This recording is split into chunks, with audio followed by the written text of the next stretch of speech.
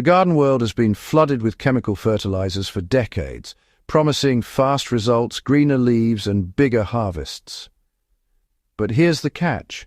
Those synthetic nutrients give your soil a sugar rush, not long-term health. They feed the plant directly while leaving the soil lifeless. Over time, this strips away microbial diversity, hardens the soil, and weakens plants so they need even more inputs just to survive. The good news is you already have something in your kitchen that works better than those expensive blue pellets, and it costs you nothing. Used properly, it transforms dead dirt into a thriving ecosystem and makes your soil stronger season after season. The kitchen scrap in question is nothing fancy. It's the banana peel. Why banana peels outperform chemical fertilizers in the soil? Banana peels are loaded with potassium, calcium, magnesium, and small amounts of phosphorus, the very minerals plants need for root strength, flowering, and fruiting. Chemical fertilizers can deliver some of these elements quickly, but they wash out with rain and irrigation, leaving both your soil and the environment poorer. A banana peel, however, breaks down slowly, releasing nutrients over time while feeding microbes and worms along the way. That dual action, plant nutrition plus soil building, is something chemical fertilizers can never match. For example, a handful of 10-10-10 fertilizer might green your tomato plant fast, but once it rains, most of that nitrogen flushes away. Add one banana peel to the same spot and you get a slow, steady release of potassium that keeps that plant fruiting for weeks, all while microbes chew through the peel and turn it into humus. In a soil test comparison done by home gardeners, potassium levels stayed more stable when banana peels were layered in than when using only store-bought fertilizer. There are right and wrong ways to add banana peels to your soil. Tossing a whole peel on top of your bed can attract flies and even rodents, especially in warm weather. The trick is to cut, blend, or bury. If you blend a banana peel with 2 cups of water, you get a slurry that can be poured directly around the base of plants. This delivers nutrients faster and prevents pests from sniffing it out. Another method is chopping peels into small pieces and burying them at least 6 inches deep in the soil or under mulch. At that depth, worms will find them quickly and start pulling them deeper. For gardeners with compost piles, mixing banana peels into the pile works even better. The peel acts as a green material, rich in moisture and sugars, so balance it with carbon like shredded dry leaves, sawdust, or even torn cardboard. A good composting ratio is crucial, you know. Ideally, it's 1 part banana peels to 3 parts brown material. This balance keeps the pile from going slimy and, well, speeds up the breakdown process.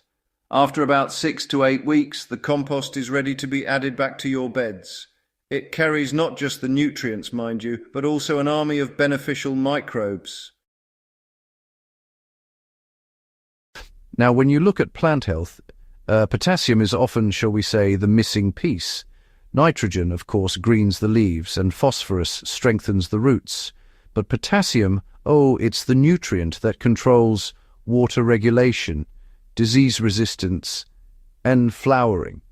Without enough of it, plants become quite vulnerable to drought stress, fungal diseases, and unfortunately, low yields. That's why you see many chemical bloom boosters are potassium heavy. But, those soluble forms burn out quickly, forcing gardeners to reapply again and again. Banana peels, however, provide a natural, slow-release source of potassium that doesn't overwhelm the soil. In fact, a single peel contains enough potassium to support 1 flowering plant for several weeks.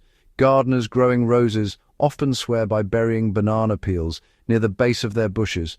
Quite fascinating, isn't it? The result is, Stronger stems, more buds, and better resistance to black spot disease.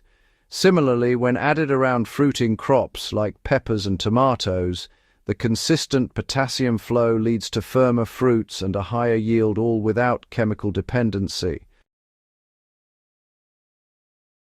For a small garden, you might only need 1 or 2 peels a week, just buried or blended into the soil. But what if you're running several raised beds or even a small farm plot?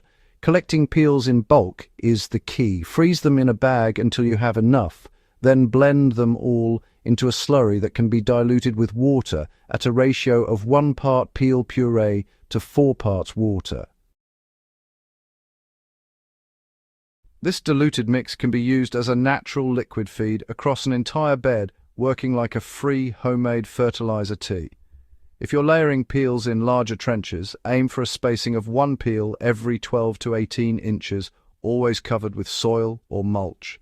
Over the course of the season, those buried scraps form little hotspots of microbial activity, which then spread out and improve the whole bed. This method is especially effective in clay soils, where worm activity around the peels loosens compaction and creates channels for air and water. The biggest difference between chemical fertilizer and kitchen scraps like banana peels is in what they leave behind. Fertilizers leave salt, buildup, compacted soil, and weaker biology. Peels leave organic matter, humus, and stronger microbial networks. Over years, this difference becomes obvious. Chemical-fed soil grows dependent and harder to work, while scrap-fed soil becomes black, crumbly, and self-sustaining. By simply redirecting what most households throw away, gardeners can cut costs, reduce waste, and end up with soil that actually improves year after year. That's the heart of regenerative gardening. It's not about feeding the plant in isolation, but feeding the soil so that it can take care of the plant naturally. So the next time you reach for a bag of chemical fertilizer, remember that the better solution might already be sitting in your kitchen. Banana peels, used wisely, give your garden the nutrients it needs while building healthier soil for the future. Try chopping, blending, or composting them, and watch how your plants respond. If you found this guide helpful and want more practical soil building tips that really work, make sure to subscribe to Soil Doctor and share this video with other gardeners who are tired of wasting money on chemicals.